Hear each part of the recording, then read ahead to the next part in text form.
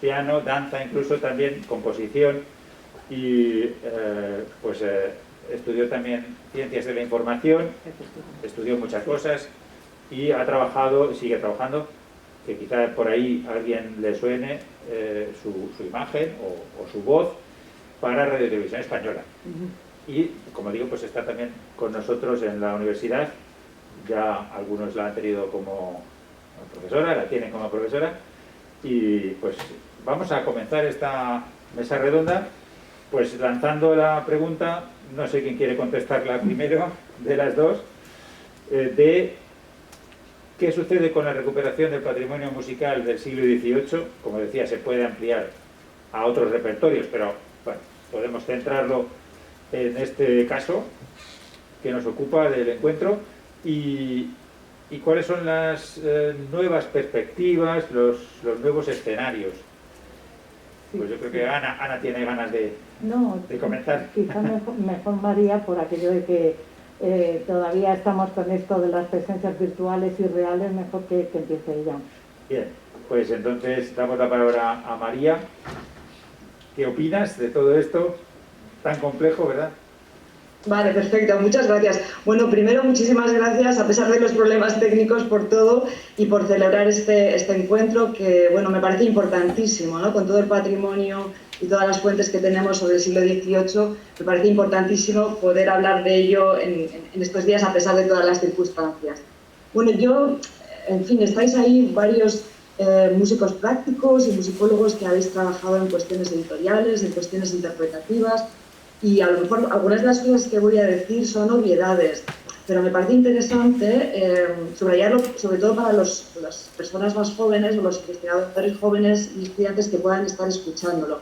En cuanto a perspectivas, bueno, una obviedad es que estamos todos en un contexto digital, y cada vez más digital a pesar de los problemas técnicos, y que hay muchísimo material disponible sobre el siglo XVIII hispánico y de todos los entornos geográficos. Pero me parece que a pesar de ello, yo subrayaría, pues, subrayar solamente tres aspectos o tres retos, por decirlo así, del futuro. El primero podría ser la cuestión de las ediciones de esta música del siglo XVIII. Es decir, tenemos mucho patrimonio, pero en realidad tenemos una cantidad ínfima todavía publicada, y mucho menos si hablamos de publicaciones, de ediciones críticas de calidad. Por ejemplo, en las plataformas digitales como puede ser IMSLP y otras, pues uno puede acceder a gran cantidad de música, pero muchas veces, por decirlo así, sin padre ni madre, es decir, sin saber los criterios con los que se ha transcrito, se ha subido esa música, quién ha hecho las ediciones, si son copiadas de otros, etc. Entonces me parece una cosa muy importante subrayar la importancia de las buenas ediciones a la hora de recuperar patrimonio. Y que estas ediciones, claro, requieren un trabajo ímprobo, un trabajo que además tiene que ser hecho por personas con formación musicológica, con formación musical, en armonía, en composición, y que además es un trabajo que para nada es mecánico, no tiene nada que ver con solamente saberse un programa de transcripción de textos como Finale o Sibelius u otro, sino que está obligando a hacer una serie de decisiones críticas constantes muy importantes. Y es un trabajo en realidad muy creativo, aparte de muy fundado, muy creativo. Entonces eso me parece muy importante subrayarlo, que sí, hay muchas cosas navegando por el mundo digital, pero no todas son de calidad y desde luego muy pocas son de calidad que se refieran a nuestro contexto hispánico tan rico. Por otra parte, ¿cómo conectar esto con el mundo de la interpretación? Sería un segundo reto de futuro o una segunda perspectiva de futuro. Es decir, hay que interpretarlo, pero a poder ser interpretarlo de la mejor forma posible. Y una de las cosas que me parece importantísima sería intentar conectarnos más los musicólogos con los músicos prácticos y viceversa. En este caso, en este encuentro, se da la circunstancia de que estáis presentes varias personas que hacéis la doble vertiente, ¿no? Pero muchas veces lo que ocurre en nuestro contexto académico es que las ediciones musicales pues se ven como una cosa académica y que se hace para tener una serie de méritos académicos y acaba en la estantería, por decirlo así. Y muy pocas veces se da el paso a traspasar, a convencer a grupos de música práctica que pongan esto en marcha y que lo pongan con calidad, no de una forma más o menos pues sea o como se pueda. Hablaba Gustavo antes de todos los problemas que tiene convencer a una orquesta, montar una orquesta, y quien dice una orquesta pues dice un grupo de cámara o dice incluso también piezas para solista. Es decir, esa doble vertiente de calidad, tanto en las ediciones de partida, que son muy costosas de realizar desde el punto de vista del trabajo y de la formación que se requiere, como después de conectar todo eso con el mundo de la interpretación. Y quizás un tercer punto, que lo dejo ahí por si hay tiempo para las preguntas después, sería toda esa recuperación a partir de las ediciones, a partir de las grabaciones o de los conciertos prácticos, ser capaces también en el futuro, de alguna manera, de recuperar el patrimonio de una forma que no sea solo como patrimonio sonoro o formal, como una obra que se pone en el disco o en la sala de conciertos y se oye de tal a tal hora y ya está, sino ser capaces también de transmitirlo como patrimonio cultural o contextual o como queramos decirlo. Es decir, que por una parte hay obras que muchas de ellas son muy importantes, muy gratificantes desde el punto de vista estético, pero que también además hablan de un determinado tipo de usos culturales, un determinado tipo de sectores sociales. Y por ejemplo, si nos vamos a todo lo que hay en las plataformas digitales, lo que domina sigue siendo, digamos, los tópicos o las cosas que ya se conocían. Lógicamente, bueno, tiene lógica, ¿no? Lo que llega antes a las grandes plataformas, y no digamos a las plataformas de Open Access, es lo que ya se conoce, los grandes nombres, las grandes grabaciones, pero en cambio hay amplísimos aspectos del patrimonio cultural y del patrimonio musical del siglo XVIII hispánico no han llegado todavía. Por ejemplo, una cosa como el patrimonio relacionado con la música de las mujeres, ¿no? A pesar de todo el movimiento feminista, a pesar de todos los criterios que hay para recuperar todo esto, pues realmente el número de publicaciones académicas y no digamos el número de ediciones musicales y el número de recuperaciones discográficas o prácticas, pues son realmente, se pueden contar con los dedos de una mano las excepciones. Y eso nos está hablando no solo de la música y el valor que pueda tener en sí ese determinado patrimonio, estoy pensando, por ejemplo, en todo el patrimonio relacionado con conventos y monasterios de monjas, pero estoy pensando también, por ejemplo, en todo el papel de la mujer en el teatro musical, en la tonadilla escénica, en las zarzuelas, etc. Todo eso todavía está prácticamente, es decir, que totalmente sin explorar, pero con un amplísimo margen de exploración. O quien dice todo el patrimonio que hay, por ejemplo, del mundo hispanoamericano, que no es solo la obra en sí, sino cómo asume la obra europea, por ejemplo, un determinado contexto hispanoamericano, como puede ser, bueno, el caso más conocido puede ser el caso de las misiones de mojos y chiquitos en la actual Bolivia, ¿no?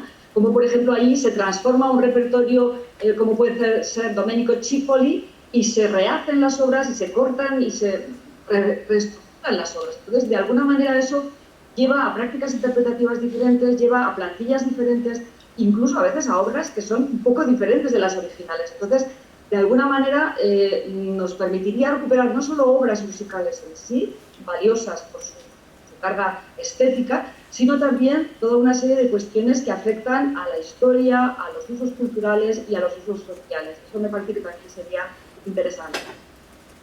Bueno, muchas gracias. Muchas gracias, María. Yo creo que hay mucha idea, muchas sugerencias. Desde luego, creo que estamos de acuerdo los que nos dedicamos, efectivamente, como intérpretes a recuperar música. Es algo que necesita ser interpretado, ¿no? Eso que está en una partitura, en un papel, por ahí, por supuesto también hay hay unos documentos textuales, es decir, de prácticas de la época, que también hay que tener en cuenta, es decir, el conocimiento de alguien que quiere recuperar algo hasta llegar a la interpretación es un camino largo, ¿no? A veces intentamos, como en el caso de la Camerata, intentamos hacerlo todo al mismo tiempo prácticamente, y también tiene un componente recíproco que yo quería señalar, que es cuando uno interpreta, ¿no? También Ana es intérprete, cuando uno interpreta esa música que ha editado, también tiene la posibilidad de encontrar erratas, de plantearse alguna cuestión, ¿verdad? Que no solamente con los conocimientos que tengamos los musicólogos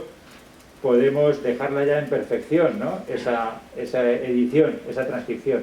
Es decir, que al interpretar también se apoya, se ayuda, se enriquece la edición. Yo lo digo por mi ejemplo práctico, ¿no? con las sinfonías. Yo también aprovecho y las estudio así, ¿no? Porque al transcribir me gusta ver, analizar y desmenuzar la obra, ¿no? Y en este sentido, bueno, pues podemos indagar en estas líneas o en otras que quiera plantear ahora Ana.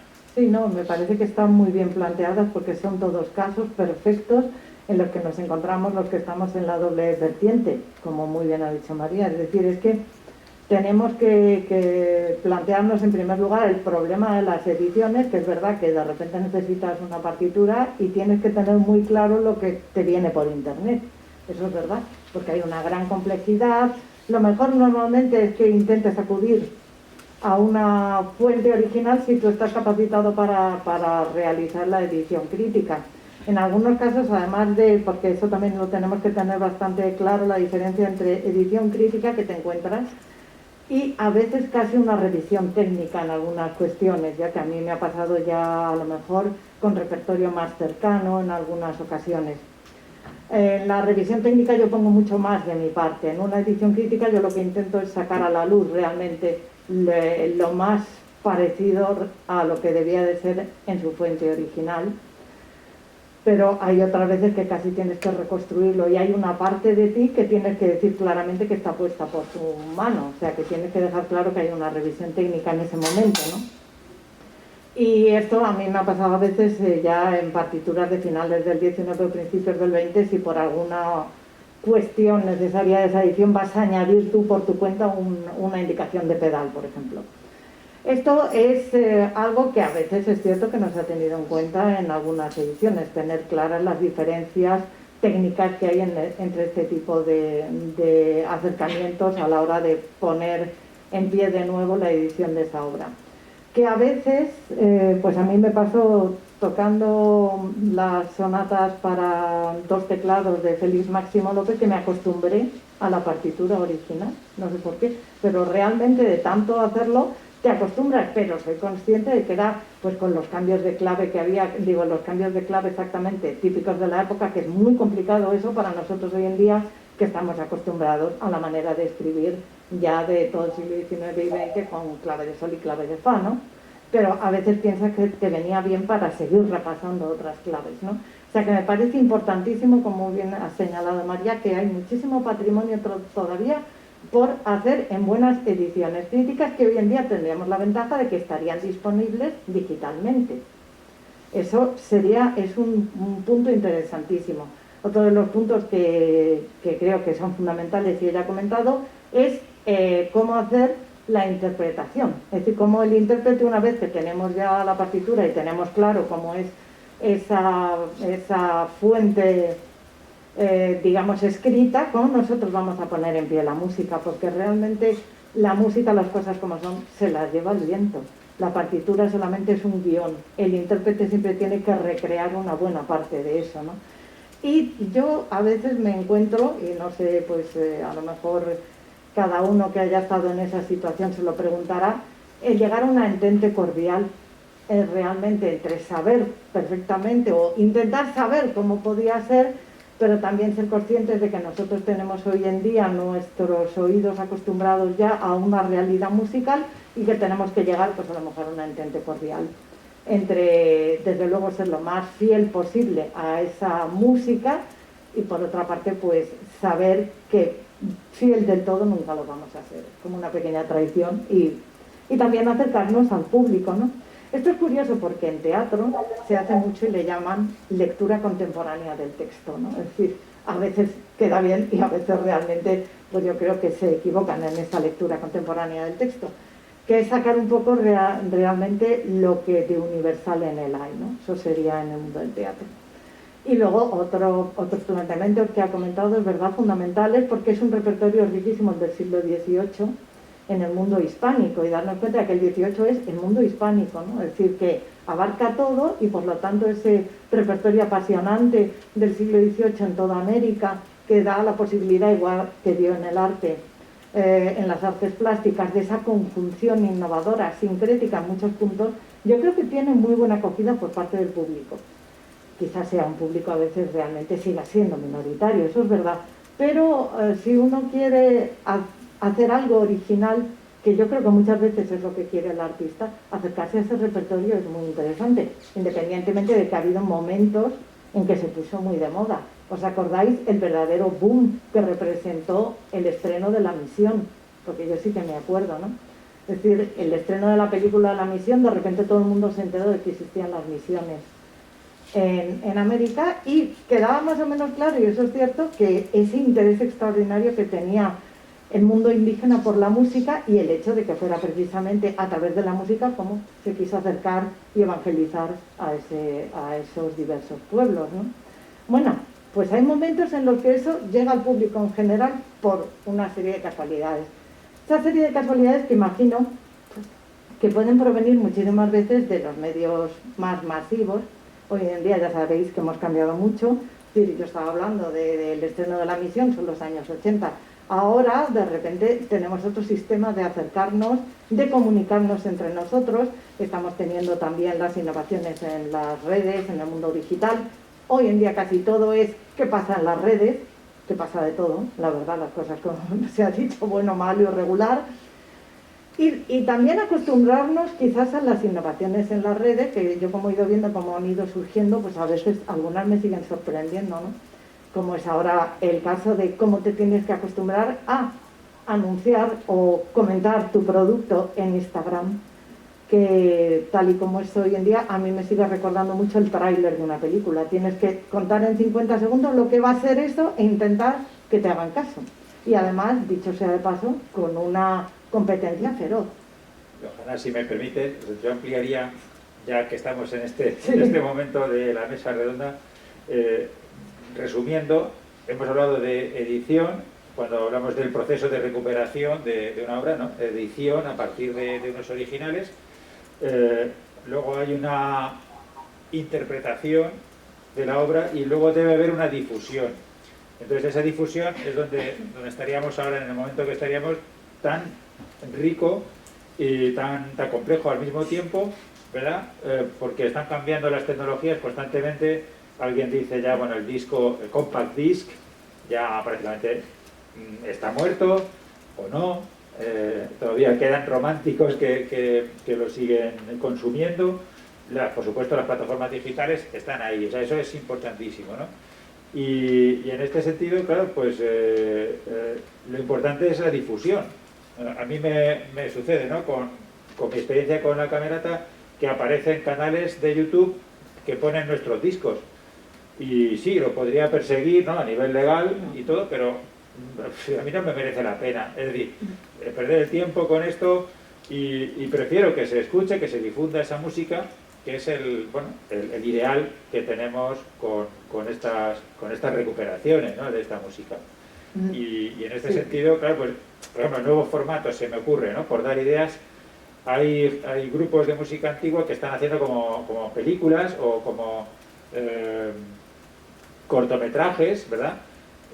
Con algo relacionado con una recuperación de una determinada música, y este tipo de recursos, como esos pequeños vídeos que lo hacen de forma casera prácticamente y luego lo suben a las redes sociales. Es una forma de difusión, ¿no? Similar a lo de La Misión, ¿verdad?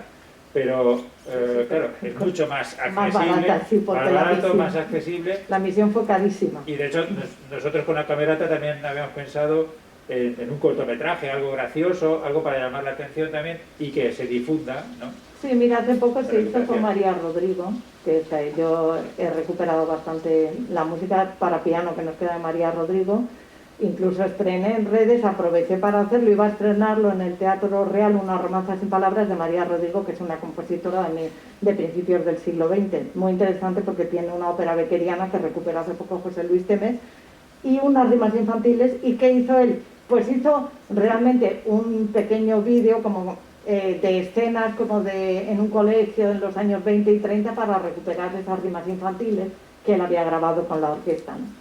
Y en este caso, pues como yo iba a tocar esa obra cortita de 1 minuto y pico de María Rodrigo dentro de ese concierto que íbamos a dar en el Real para presentar un libro, pues lo que aproveché fue que me lo pidió la editorial, decir, bueno, no puedo salir al balcón con el piano, cosa que era evidente porque es de cola, y entonces no tengo semejante balcón. Así es que lo toqué desde el salón que da al balcón de mi casa y lo difundimos en redes, pues porque hay que acercarse al momento, a la vida, al momento y a lo que pasaba. No he podido saludaros desde el Real, pues bueno, desde aquí os hablamos de esta compositora que, como muy bien decía María, pues estamos empezando a conocer autoras que realmente pues tienen mucho interés. Y la gente cuando las oye, como me sucede, yo siempre esos conciertos los empiezo con Mariana Martínez y me dicen, ay, pero si suena como Mozart. Pues claro, es que no va a sonar como Stravinsky si ella componía en el siglo XVIII, ¿no? Es decir, que hay muchísimas vertientes, como ella comentaba, la edición crítica, la interpretación, el conocer esos repertorios nuevos tan interesantes realmente, y luego eso que comentas de la difusión, que quizás, bueno, a lo mejor pues intentar acercarnos lo más posible a la vida diaria, que siempre pasan tantas cosas. Claro. Entonces, María, quizás quieres añadir algo en este aspecto del último tramo de la recuperación de música del siglo XVIII, la difusión, ¿no? Si quieres añadir, por favor. Sí, es lo que comentaba un poco antes, y que quizás ahí también tenemos un reto enorme, porque claro, es que me escucho dos veces y no sé si me estáis escuchando vosotros. Sí, perfectamente. ¿Sí? ¿Hola? Te escuchamos, te escuchamos. Ah, vale. Perdón, es que tengo muchos problemas con el sonido. Comentaba que es otro reto adicional y que ahí, bueno, Ana Vega tiene mucha experiencia en todo esto, y la ayuda ahí de los medios es muy importante. Es decir, no solo recuperar, no solo interpretar o grabar, sino cómo llegar realmente a la gente, porque realmente cuando uno se sumerge en todo el magma digital, ahí se vuelven a repetir los mismos patrones de siempre, de alguna manera. Es muy difícil colocar entre comillas, las nuevas recuperaciones de música hispánica de todo tipo, ¿no? Y del siglo XVIII en particular. Y entonces, bueno, ahí creo que necesitamos una labor de tipo didáctico y de tipo también conectada con los medios de comunicación de todo tipo para llegar también a un aspecto que sea no solo puramente musical y musicológico, sino también de tipo social y cultural más amplio. Pero esto es un desideratum, pero realmente la realidad es que es complicado hacerlo, pero me parece que sería interesante y que además nos abriría campos distintos que no son solo el de la sala de conciertos, sino otros más amplios. Muy bien, gracias. Yo creo que es el momento de abrir la mesa redonda a estas preguntas que ya tenemos por aquí. ¿Sí? Sí, tenía tres cuestiones. La primera, habéis hablado de obras del siglo XVIII. Yo que trabajo con obras del siglo XVIII, de teatro musical en concreto, me encuentro que no se conocen, no hay un estudio. En los países centroeuropeos, no recuerdo en qué época, se hizo una catalogación, se hizo un estudio de sus compositores más importantes, de Beethoven, Mozart, y por eso conocemos sus obras. En el caso del siglo XVIII y siglo XIX en España, el teatro musical no se conoce apenas, se conoce Louis Bisson, La Serna un poco y algunos más por ahí, pero están sus obras en Madrid y nadie hace nada, o hacen poco. La segunda cuestión es a la hora de publicar. Yo estoy haciendo una tesis doctoral, lógicamente tengo que trabajar con obras del siglo XVIII y siglo XIX. ¿Dónde publico? Gente que ya lleváis una trayectoria, tenéis opción de publicar, pero gente que no tenemos una trayectoria, no tenemos opción de publicar. Con lo cual pasa que no publicamos, esas obras no se conocen y volvemos a lo mismo. Y luego la tercera cuestión, en Madrid, da la casualidad de que tenemos la Orquesta Nacional, la Orquesta de la Comunidad de Madrid y en Televisión Española la RTU. Son orquestas estatales. La Comunidad de Madrid hizo, si no recuerdo mal, hace 2 años una tonadilla o hizo algo de teatro musical. Son orquestas a las que se puede, no sé, al ser orquestas estatales se puede hacer un proyecto para que toquen este tipo de obras. Están ahí. Lo que no puede ser es que la Orquesta de la Comunidad de Madrid, que toca en el Teatro Zarzuela, toque Zarzuela constantemente, pero la Zarzuela es un periodo de la historia española. Y el resto, y la Orquesta Nacional pasa 3/4 de lo mismo. Siempre tocamos lo mismo, siempre lo mismo, Mahler, Beethoven, pero la música española está olvidada. Eran sobre lo mismo, o sea, es la indiferencia, ¿no?, hasta cierto punto que hay en los intérpretes y en las ediciones de la música del siglo XVIII, sobre todo en el ámbito dramático, la música dramática del siglo XVIII, en España, ¿no? Hablando de de orquestas estatales, ¿no? Agrupaciones estatales que casi no programan recuperaciones, ¿no? de música del siglo XVIII o del XIX, ¿no? En el caso de la zarzuela. Las tonadillas, sí, pues también efectivamente en el Teatro de la Zarzuela, que sería el escenario más propio quizás para este tipo de representaciones, tampoco se programa, en fin. Esta era un poco la pregunta. Y en las ediciones, pues también es complicado, pues complicado en general, cualquier edición, me parece, ¿no? Sí. Y el tema de las ediciones es también complicado por distintos aspectos, porque por una parte está lo que yo comentaba, un poco la llamada a que sean ediciones buenas y fundadas y de gente preparada, pero luego está también todo el problema de la difusión de esas ediciones en función de la editorial, en función de los derechos de autor o no derechos de autor. Es decir, ahora estamos todos muy mentalizados con el open access, pero las grandes editoriales todavía no dejan totalmente en open access esas ediciones, y por otra parte dejarlas en open access quiere decir que ni el investigador ni a veces el intérprete va a tener derechos propios para poder recuperar el dinero, si es que hay un dinero aunque sea simbólico. Entonces todo eso es muy complejo, porque como entusiastas que somos de la música del siglo XVIII nos interesa sobre todo recuperarla y darla a conocer, pero luego si queremos que haya un soporte de una editorial de prestigio detrás, pues a veces está también el problema de cómo difundir después esa música. Es un engranaje verdaderamente complejo. Si quieres añadir algo, Ana. Bueno, es que con respecto al mundo editorial vamos a ver cómo va evolucionando las nuevas perspectivas, ¿eh? Porque todos los cambios estructurales que estamos viviendo, realmente quizás las grandes editoriales al final se van a ver también involucradas en ello.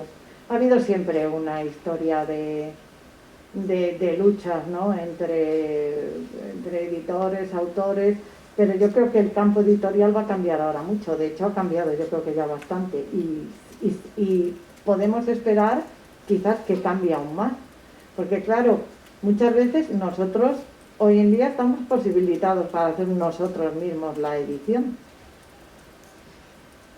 no es como antes. Entonces yo creo que vamos a ver cómo cambia el mundo editorial. Sí, bueno, en este sentido yo añadiría que una cosa es la edición profesional, por así decirlo, con un ánimo de ganancia, de lucro, ¿no? Que esto en el campo de la recuperación de la música es algo anecdótico, efectivamente. Y también sucede con la discografía, ¿no? En este sentido son publicaciones, ¿no? de tipo de audio, ¿no? Vamos, de sonido. Y lo que veo es, si queremos la difusión, pues tenemos estas herramientas y MSLP, por ejemplo, sin ir más lejos, donde uno puede colgar sus obras y difundirlas. Y quien quiera consulta ahí y se las descarga y todo eso. Claro, son dos cosas distintas. Una es ganar dinero con ediciones y otra, pues eso, difundir, ¿no? En este sentido, claro, pues cualquiera, como decía Ana, puede hacer una edición y la difunde pues con un PDF directamente en la web, en IMSLP o en otras, Sheet Music o qué sé yo. El otro asunto, claro, pues es el de la programación. Aquí hablamos ya de un asunto estatal, de los gustos del público. Claro, cuando es una entidad privada se entiende que no se arriesga a programar cosas raras, entre comillas, cosas nuevas, porque pierde el público o tienen miedo a perder público. Pero cuando es algo que está financiado por el Estado, debería mirar por otras razones o por otras cuestiones, ¿no? Mira, aquí va a aportar algo Juan Pablo Fernández Cortés, que está aquí, por favor. Bueno, buenas tardes. Solo un par de precisiones sobre lo que se ha comentado, no por vosotros, sino para, creo que de un alumno. Precisamente del siglo XVIII creo que hay un avance tremendo de las dos últimas décadas. ¿Vale? O sea que en España se han hecho como creo que 20 ediciones sobre música del siglo XVIII, algunas sobre siglo XVIII teatro, o sea que se ha avanzado muchísimo, y algunos recordamos porque en los años a finales del siglo pasado, principios de este siglo, prácticamente no había ninguna edición de música del siglo XVIII, y lo sabemos porque la Sociedad Española de Musicología comenzamos a hacer algunas ediciones de partituras, y Ana hemos compartido una etapa allí y sabemos que no había nada, prácticamente el siglo XVIII era el siglo inexplorado, los historiadores le llaman el siglo del apagón, no el siglo de las luces, precisamente por eso, porque no se había trabajado y llevamos, no es por hablar de lo que ha hecho uno, pero hay un grupo grande de investigadores en España que se han dedicado al siglo XVIII, precisamente en mi generación. María lo conoce, pero podemos hablar de muchos otros compañeros, de Miguel Ángel Marín, de José Máximo Leza, o sea que hay una generación completa de investigadores que han rehabilitado el siglo XVIII en España, de algún modo, con todos sus estudios. O sea que sí que se ha trabajado. Pero por supuesto queda muchísimo por hacer. Y por otra parte, editar música es algo que no se hace de para mañana, y entonces, bueno, yo mañana voy a hablar de mi edición, de la edición en la que he trabajado, y es un proyecto que llevo trabajando. La primera vez que edité la primera versión de esta obra fue en el año 2006. Luego, cuando salió editada ya en versión profesional, fue en el 2016. O sea que en realidad son trabajos, sobre todo si editas una zarzuela, si editas una sonata no te va a llevar tanto tiempo, pero editarás una colección de sonatas, por lo cual, o una ópera omnia, ¿no? Quiero decir que son proyectos para editar que requieren calma y también para hacerlo con criterio y con una calidad requiere mucho tiempo, ¿no? De hecho, yo recuerdo, y ahora que está aquí Gustavo también, que es el presidente también de la Asociación de Boccherini, de la gran ópera omnia que se iba a hacer de Boccherini, y que se ha quedado en prácticamente nada, ¿no? Porque claro, necesitan recursos, tiempo, dinero, digo recursos materiales a veces, pero también dinero, recursos económicos. La ópera omnia que se iba a comenzar, que se comenzó hace 15 años, pues probablemente tarde un siglo en terminarse, ¿no? O un siglo y medio, ¿no? De manera que cuando tengamos los últimos volúmenes ya no nos servirán porque necesitaremos otros criterios. Quiero decir que es algo, editar la obra de compositores importantes o obras que tienen que son extensísimas, como la de Boccherini, es una labor común y no de un año, ni de dos, ni de una tesis doctoral, sino de un grupo de investigadores que se puede pasar prácticamente toda su vida trabajando sobre un único autor, ¿no? Entonces, sí que hemos avanzado, o sea, por ser un poco optimistas, y de hecho estamos aquí organizando un congreso sobre música del siglo XVIII, que creo que hace 2 décadas sería prácticamente imposible, a nadie se le ocurriría, porque se conocía poquísimo en España. Sencillamente eso, gracias. Muchas gracias. Yo creo, efectivamente, como muy bien dice Juan Pablo, que eso pues no sé, en los últimos 15 años ha habido un interés verdaderamente importante sobre el siglo XVIII desde distintos puntos de vista, y en lo que se englobaría todo lo que él está comentando ahora. Ahora, es cierto que en medio ha venido una crisis, porque eso siempre hay que tenerlo en cuenta, una crisis importante, y luego también incluso una crisis y un cambio en lo que son los caminos editoriales, que es un cambio, no es una crisis, sino realmente que se están abriendo nuevas posibilidades, yo creo. Y yo creo que desde un punto de vista, además, positivo, porque va a abrirse a una cierta democratización, ¿no? Es que no sea quizás tan caro el empezar a intentar sacar más música. Evidentemente queda mucho, y en el teatro español también queda mucho, eso es verdad. Pero no solo en el teatro musical, sino en el teatro en su conjunto, ¿eh? Y siempre es complejo ponerlo en pie. Esa es otra. Las producciones, bueno, las producciones de los... Pues es que no hay tantos teatros como debiera. Ahora que acabo de hacer, otra vez me salto de siglo, pero acabo de trabajar el género chico y lo acabo de presentar en un documento Radio Nacional hace 2 semanas, y me recordaban una y otra vez los investigadores con los que hablaba ahí en las GAE, que no hubo ciudad en el mundo que tuviera más teatros musicales que Madrid en 1900. Era furor realmente. Había teatros musicales, pero bueno, todos los que quisieras y más, y la gente iba a la famosa Cuarta de Apolo, se saltaban el Real y se iban a la Cuarta de Apolo a las 11 de la noche, o sea, había una vida teatral impresionante, ¿no? O sea, que debería haber incluso más teatros que no necesariamente fueran estatales, porque yo creo que podría haber público. Lo que pasa es que, claro, es cierto que es caro, y encima se nos ha venido ahora la pandemia, o sea que lo vamos a tener que hacer a lo mejor en holograma, como lo que están haciendo al lado de mi casa, que están haciendo Whitney Houston en holograma, tour mundial. Entonces, bueno, independientemente de cómo queramos ver esas posibilidades, sería muy bonito que hubiera muchos más teatros musicales en Madrid interpretando toda esa época, porque ahora la gente piensa en el musical y solo piensan en el musical, como en Broadway o norteamericano, pero sí, el musical de aquí era casi la parte más importante de nuestro teatro, era de lo que vivían todos, de lo que querían vivir todos, y además con argumentos totalmente cercanos a la vida diaria y personajes de la calle. El cajista de imprenta en aquella época y el aviador, si era necesario, el señor del taller. Pero eran personajes cercanos a la calle, algo que pasa también en La Tonadilla. Eso es muy interesante, ¿no? Bueno, yo creo que hay muchas perspectivas, muchos escenarios en el futuro y no se va a agotar el tema, por supuesto, se van a quedar preguntas en el tintero, en la cabeza de muchos de vosotros.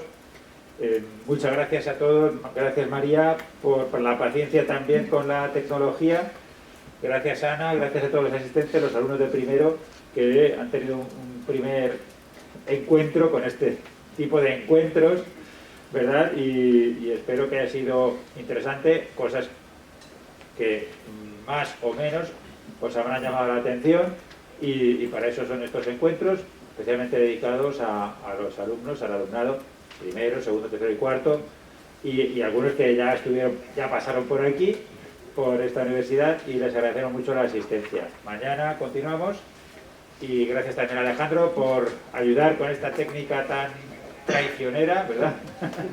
En lo que se puede. Buenas tardes a todos. Gracias, un saludo y gracias a todos. Adiós. Gracias.